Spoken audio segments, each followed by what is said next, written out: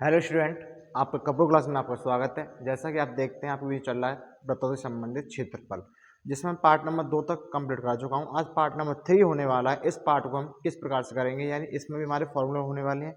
यानी 3 वीडियो हमारी फॉर्मूले के ऊपर डिपेंड रहती है। ठीक है, सबसे पहले हमारे इस क्या करना है, आपको सबसे पहले आपको फॉर्मूले याद करने हैं, तभी आगे क्वेश्चन हो पाएंगे जो होंगे। लेकिन क्या करना है, पहले फॉर्मूले आप याद नहीं करते तो क्वेश्चन करना इम्पॉसिबल है। ठीक है, मिलते हैं। इसमें हमने कल बोला था कि इसमें कई सारे फॉर्मूले होंगे, जो मैंने कल घड़ी के ऊपर भी डिपेंड क्वेश्चन कराए थे और कौन निकालना। आज मैं कुछ त्रिज्यखंड के ऊपर लेके आया हूँ। लास्ट फॉर्मूले हमारे पास में आज खत्म होता है फॉर्मूले का बेस, यानी इसके बाद हम कोई फॉर्मूला नहीं लेके आएंगे। इसलिए क्या करेंगे, सबसे पहले आप फॉर्मूले याद करेंगे और एक बार वीडियो को लाइक करेंगे, शेयर करेंगे और सब्सक्राइब करेंगे। ठीक है, और उसके बाद में जो भी आपके पास में डाउट आता है उसके बाद आप कमेंट बॉक्स में कमेंट कर सकते हैं। देखिए आज क्वेश्चन में क्या बोलने वाला है, यानी आज फॉर्मूले हमारे में क्या कहने वाला, फॉर्मूले हमारे बीच में किस प्रकार है और किस प्रकार इन्हें सॉल्व करना होगा। यानी पहले पॉइंट बनता है हमारे पास में त्रिज्यखंड होता क्या है, त्रिज्यखंड होता क्या है, और त्रिज्यखंड वाली चीज को देखना है तो त्रिज्यखंड हमारे पास में देखने के बाद क्या होता है। ठीक है समझो। सबसे पहले मेरे पास में पार्ट नंबर 3 चल रहा है, जिसमें मैंने क्या देखा, जिसमें वृत्तों का त्रिज्यखंड पर आधारित फॉर्मूला फॉर्मूला दे रखा है हमारे किस पर, वृत्तों पर आधारित फॉर्मूला। ठीक है, त्रिज्यखंड पर सबसे पहले मेन पॉइंट बनता है हमारे पास में कि पहला पॉइंट बनता है, क्या बनता है हमारे पास में पहला पॉइंट क्या बनता है कि त्रिज्यखंड होता क्या है। सबसे पहले त्रिज्यखंड होता क्या है, सबसे पहले त्रिज्यखंड को पहचानना है। त्रिज्यखंड को पहचानना है इसको तो समझो, एक वृत्त बनाते हैं जिसमें एक केंद्र होता है, हमारे पास में एक त्रिज्या भी होती है, व्यास भी होता है, परिधि भी होती है, जीवा भी होती है और छेदक रेखा भी होती है, स्पर्श रेखा भी हो सकती है और जीवा कई सारी हो सकती है। ठीक है, बहुत सारी चीजें मैंने बताई थी पार्ट नंबर 10 में। इसी प्रकार एक वृत्त होता है जिसमें हमारे पास में एक केंद्र होता है। क्या होता है, एक केंद्र होता है जिसको कुछ भागों में काटना है। यानी मैंने एक मान लिया तरबूज है मेरे पास में, कोई फल ले लिया मैंने, इसको क्या तीन भागों, तीन कोनों से काटना, एक दो तीन कोनों से काटना क्या कहलाता है, त्रिज्यखंड कहलाता है। यानी तीन कोनों से काटा हुआ क्या कहलाता है, त्रिज्यखंड कहलाता है। जो हमारा बिंदु होता है क्या मानते हैं, केंद्र को क्या मानते हैं, इसको ओ मानते हैं। जो नीचे हमारे पास में थीटा को क्या मानते हैं, हम थीटा मानते हैं। मैंने इस पॉइंट को क्या माना, ए और बी। ठीक है, ये क्या होते हैं हमारे पास में त्रिज्या, ये क्या होती है आर, भी क्या होती है हमारे पास में त्रिज्या। ठीक है, या एस आर को लिखो या एस आर को लो, एक ही बात है। ठीक है, क्या लिखा मैंने, एक आर लिख दी, यानी क्या अवस्थित त्रिज्या। ठीक है, इसको क्या बोलते हैं, पूरे को मिला के क्या बोलते हैं, परिधि। मैंने परिधि क्या मानी, इसमें क्यू मानिए, क्या मानिए, परिधि क्यू मानिए। ठीक है, अब समझो मेरे पास में करना है क्या, क्यू ना मान कर और कुछ मान लो, यानी कैपिटल क्यू मान लो। ठीक है, मैंने क्या माना, क्यू माना परिधि को। इसी प्रकार एंगल ए ओ बी बराबर थीटा क्या लेगा, मेरे पास में क्या होगा, त्रिज्यखंड का क्या, थीटा का मान कितना है मेरे पास में, इतना है। ठीक है, सबसे पहला फॉर्मूला क्या बनता है मेरे पास में, 1 डिग्री कोण पर बने त्रिज्यखंड का क्षेत्रफल।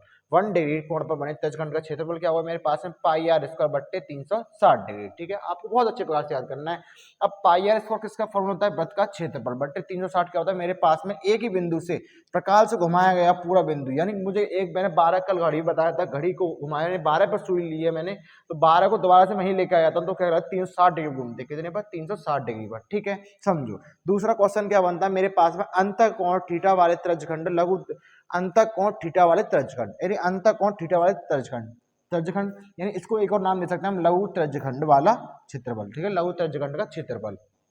समझो, मैंने सबसे बोला लघु त्रिज्यखंड का क्षेत्रफल, यानी मैं सबसे मेन चीज पता होनी चाहिए कि लघु त्रिज्यखंड और दीर्घ त्रिज्यखंड होता क्या है। यानी दीर्घ बिंदु पर बना क्या कहलाता है, दीर्घ त्रिज्यखंड कहलाता है, और लघु बिंदु पर बना क्या कहलाता है, लघु त्रिज्यखंड कहलाता है। ठीक है, मैंने डेफिनेशन लिखी नहीं है, ये आपको खुद लिखनी है। लघु त्रिज्यखंड का क्षेत्रफल निकालना है, आपसे बोलता है कोई ज्यादातर फॉर्मूला क्या आएगा हमारे पास में, लघु त्रिज्यखंड का फॉर्मूला बताइए, तो क्या आएगा, थीटा बटे 360 इंटू पाई आर स्क्वायर, यानी पहले थीटा का मान बटे 360, कुल दूरी चली गई दूरी इंटू वृत्त का क्षेत्रफल। ठीक है, समझ गए। इसके बाद में अगला पॉइंट बनता है दीर्घ त्रिज्यखंड, क्या, दीर्घ त्रिज्यखंड का क्षेत्रफल। दीर्घ त्रिज्यखंड का क्षेत्रफल क्या होता है मेरे पास में, बड़ा त्रिज्यखंड, यानी बड़ा त्रिज्यखंड। त्रिज्यखंड ऐसा ही होगा, लघु भी ऐसे ही होगा, दीर्घ भी ऐसा होगा, लेकिन उसमें बोल रखा होगा कि दीर्घ निकालो कि इसमें लघु निकालो। ठीक है, क्या हुआ मेरे पास में, पाई आर स्क्वायर माइनस के थीटा बट्टे 360 इंटू पाई आर स्क्वायर, क्या हुआ, पाई आर स्क्वायर। यानी पाई आर स्क्वायर को क्या करना, पाई आर स्क्वायर थीटा बट्टे 360 इंटू पाई आर स्क्वायर क्या करना है, इसको लेस करना है, यानी माइनस करना है। ठीक है, क्या करना, पाई आर स्क्वायर को माइनस करना है, समझ गए। इसके बाद में अगला क्वेश्चन क्या बनता है हमारे पास में, अगला क्वेश्चन बनता है कि अंतःकोण थीटा वाले त्रिज्यखंड की संगत चाप की लंबाई, संगत चाप की लंबाई जानते हो तुम, संगत चाप की लंबाई क्या होती है। मैंने एक प्रकार रखी, यहाँ से एक प्रकार रखता हूँ, तो इसको यहाँ से इसको यूं रखा मैंने, प्रकार को यूं रखा मैंने, प्रकार मान लो सपोर्टेड ऐसी प्रकार रखी मेरे पास में, इससे मैं क्या लगाता हूँ, यहाँ पे एक चाप लगाया था, क्या लगाता हूँ यहाँ पे चाप लगाता हूँ यहाँ पे। ठीक है, और एक यहाँ पे चाप लगाता हूँ, तो ये चाप की लंबाई, संगत चाप की लंबाई, संगत मतलब बराबर चाप की लंबाई क्या होगी मेरे पास में बताना, संगत चाप की लंबाई क्या होगी, थीटा बट्टे 360 क्या होगी, थीटा बट्टे 360 होगी और into 2 pi r. 2 pi r किसके मान होता है मेरे पास में, व्रत का, व्रत की परिधि होती है, क्या होती है, व्रत की परिधि होती है। ठीक है, समझ गए। अगला क्वेश्चन देखते हैं हमारे पास में क्या बनता है। चाप की लंबाई में त्रिज्यखंड का क्षेत्रफल। सबसे पहले चाप की लंबाई में त्रिज्यखंड का क्षेत्रफल।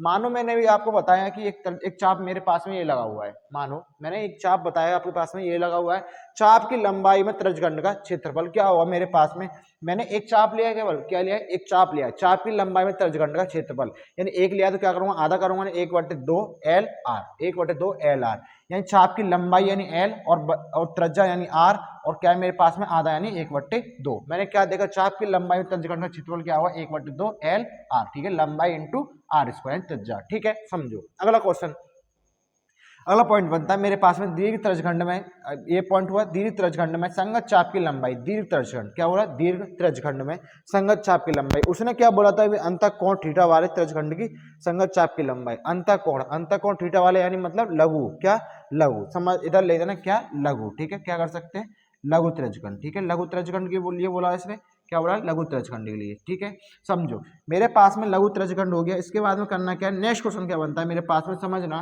कि दीर्घ त्रिज्यखंड में संगत चाप की लंबाई क्या निकालनी है मेरे पास में, पहले व्रत की परिधि यानी 2 पाई आर माइनस लघु त्रिज्यखंड की संगत चाप की लंबाई, यानी लघु त्रिज्यखंड की संगत चाप की लंबाई कितनी है मेरे पास में, थीटा बटे 360 इंटू 2 पाई आर। इसको इसमें पुट करेंगे, 2 पाई आर माइनस के 360 इंटू 2 पाई आर। ठीक है, यानी मैंने क्या बताया, इसी की तरह करना, पाई आर स्क्वायर में क्या करना है, 2 पाई आर को लेस करना है। ठीक है, समझो। अगला क्वेश्चन क्या बनता है मेरे पास में कि अंतःलघु वृत्तखंड का क्षेत्रफल, अंतःलघु वृत्तखंड का क्षेत्रफल क्या होगा मेरे पास में, थीटा बटे 360 इंटू 2 पाई आर।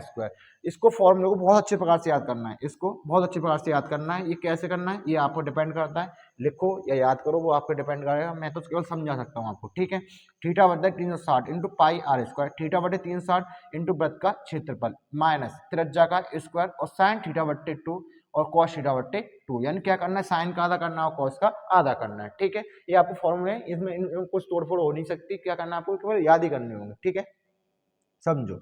अगला क्या क्वेश्चन बनता है मेरे पास में, 8वां क्वेश्चन बनता है दीर्घ वृत्तखंड का क्षेत्रफल।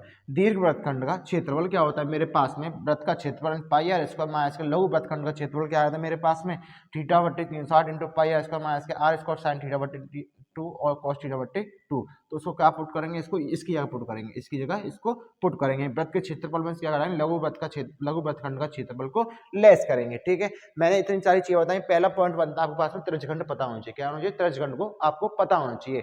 एक बार आप अच्छा से इसका स्क्रीनशॉट लेंगे, बहुत छोटा सा पॉइंट है, इसको याद करेंगे आज।